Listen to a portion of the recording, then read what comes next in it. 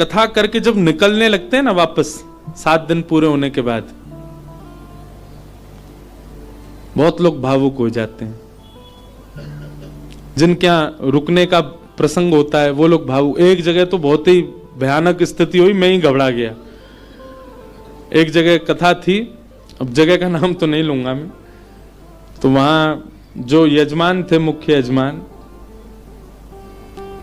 वो इतने भावुक, इतने भावुक, पहले दिन से ही रोने लग गए। मैंने क्यों, क्या हो गया? बोले अब 6 दिन रह गए, आप 6 दिन रहोगे बस, लाल जी के केवल 6 दिन दर्शन होंगे।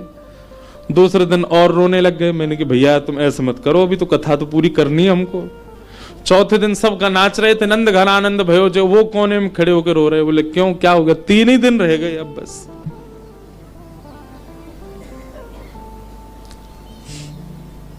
जिस दिन विश्राम दिवस था, मैं तो बहुत घबरा रहा था। मैंने आज क्या होगा, वो पहले दिन से ही रो रहे हैं।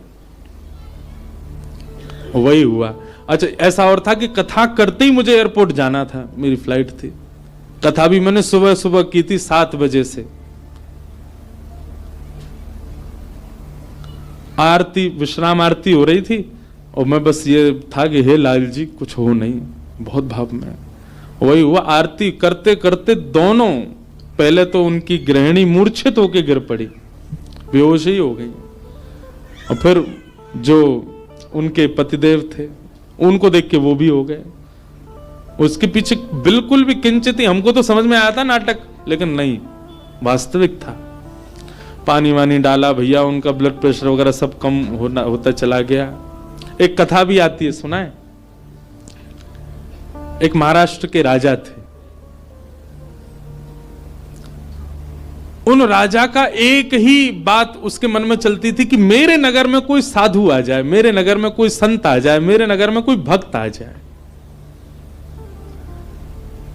दुनिया में ऐश्वर्यवान व्यक्ति केवल इसकी प्रतीक्षा करता है कि मेरे पास धन बहुत आ जाए। वो इसकी प्रतीक्षा करते थे कि कोई भक्त, साधु, संत, विरक्त या वैष्णव दंपति या कोई कथा वक्ता कोई आ जाए मेरे नगर में, बस। ऐसी कृपा हुई। अयोध्या से कुछ लोग पंढरपुर दर्शन करने जा रहे थे और उन महात्मा के, उन राजा के नगर में आ गए। नगर से होके पंढरपुर का रास्ता था, तो पंढरपुर की ओर जा रहे थे। शाम काल का समय हो गया। राजा को पता चली संतों की टोली आ रही है। वो तो ऐसा और था राजा, वो दूर दूर तक उसने अपने सैनिक लगा रखे थे। बोले आसपास के रस्तों से अगर कोई संत निकल के जा रहे हैं, उनसे भी कहो यहां होके जाएं, हमारे नगर में होके जाएं। ऐसी भगवत प्रीति, भक्त प्रीति भी सबके हृदय में नहीं होती।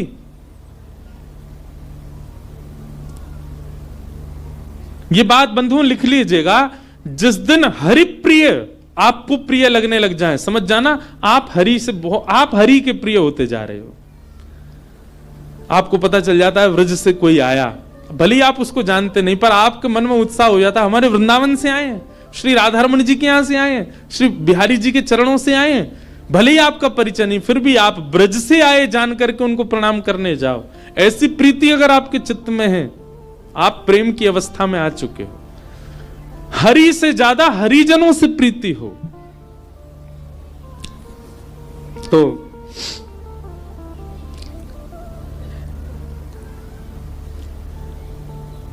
अयोध्या से संतों की टोली आई। रात में राजा ने खूब सुंदर उनका स्वागत किया, सबके लिए बढ़िया शिविर बनवाए, बढ़िया सबके लिए भोजन की व्यवस्था करी। सब साधु महात्मा बड़े प्रसन्न हो गए। बोले वाह भैया राजा, तेने तो हमारो दिल जीत लिया, क्या सुंदर व्यवस्था की, सब संतों के, सबके चरण धोए, सबको माला पहनाई, प्रसाद पवाया, सोने की उत्तम व्यवस्था। और राजा रात में सोने अपने महल में नहीं गया, वहीं बैठा शिविर के बाहर ही पूरे परिवार सहित, कि कोई संत कोई आज्ञा कर दें सेवा के लिए, हम उनकी सेवा करें। संतों ने दूसरे दिन उठ करके राजा से कहा, देखो हम तुम्हारी सेवा से इतने प्रसन्न हैं कि हम सबके मन में आया कि हम कम से कम 5 दिन तो यहां रुकें। राजा रोने लगा, बोले महाराज मेरे ऊपर बड़ी कृपा, आप रुकिए। 5 दिन पूर्ण हुए। सब संत बोले भैया हमको पंढरपुर जाना है, अब आप हमको आज्ञा दो। राजा बोला भगवान मैं अपनी एक बात निवेदित करूं। बोले क्या? 5 दिन बाद रामनवमी है, श्री राम जी का अद्भुत उत्सव है, आप लोग सब यहीं रुक जाएं, 5 दिन और रामनवमी करके चले जाएं। संत बोले भाई क्या बुराई है, इतनी अच्छी व्यवस्था राजा कर ही रहे हैं, वहीं बढ़िया कीर्तन भजन होने दो, सत्संग होने दो। 5 दिन रुक गए, सबने रामनवमी करी, अभिषेक किया राम जी का। रामनवमी पूर्ण करके सब अगले दिन संत महापुरुष बोले अब हमको आज्ञा दो, हम लोग सब चलें पंढरपुर। बोले महाराज नेक और रुक जा, हनुमान जयंती और आ रही है, हनुमान जन्मोत्सव, आप सब लोग रुके रहेंगे तो आप सबके सानिध्य में, हमको तो कुछ आता नहीं, हम हनुमान जी का जन्मोत्सव करेंगे। अब वो सेवा इतनी अच्छी कर रखी थी कि कुछ संत तो बेचारे उसके पक्ष में रहते थे, बोले रुक ही जाओ, बढ़िया व्यवस्था तो करी रखी है। रुक गए, हनुमान जन्मोत्सव तक सब लोग रुक गए, सब लोगों ने हनुमान जी का जन्मोत्सव मनाया। संत महापुरुष कहने लगे, बोले भैया अब हमको आज्ञा दे दो, अब हम लोग चलें। बोले महाराज उसके बाद में फिर कोई और उत्सव आ रहा था 15 दिन बाद, उसका नाम ले दिया। बोले वो किए बिना तो आप कैसे जाओगे, कहां आपको व्यवस्था ही नहीं मिलेगी, मेरे यहां हो जाएगा।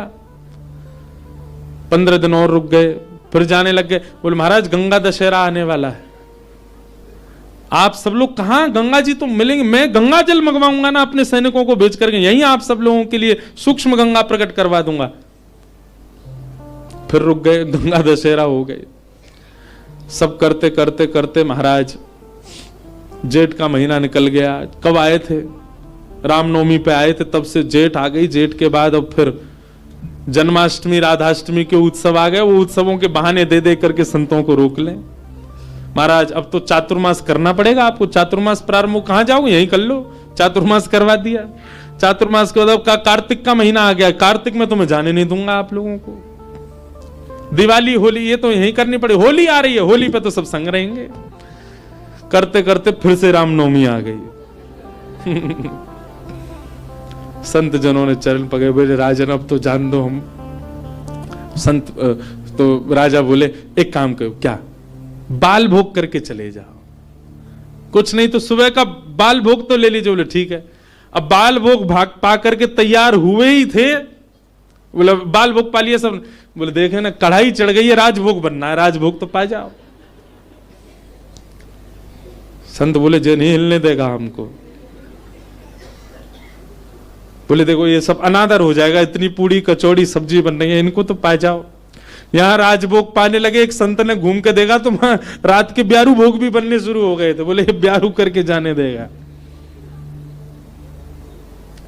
अंत तो गत्वा उस राजा की स्थिति ऐसी हो गई, जब संत लोग हट में आ गए कि नहीं हम तो जाएंगे, राजा के यहां से उस क्षेत्र से जैसे ही बाहर निकले, तब तक तो राजा रो रहा था, संतों के जाते ही राजा अचेत हो गया, प्राण निकल गए उसके। मैं संतों के बगैर कैसे रहूं, हम इस स्थिति में हम तो कभी आ ही नहीं सकते। खैर सुन लीजिए, बस हमारे यहां तो 4 दिन रुक जाए तो कब जाएंगे ये बला, बैठ गए हमारे घर में आके। सब तरीके के लोग होते हैं। अब तो लोग हमको बहुत प्रेम करने लग गए, जब हमको कोई जानता नहीं था तब हमने भी ऐसे घरों में रुके हैं। पर सत्य बात है बंधुओं, ठाकुर जी से प्रेम तो सबको हो जाता है, पर हरिजनों से जिसको प्रेम हो जाए समझ जाओ कि उसको ठाकुर जी से, वो अब प्रेम की अवस्था में आ चुका है। जिसको हरिजन प्रिय लगने लग जाए, हरि के जन प्रिय लगने लग जाए।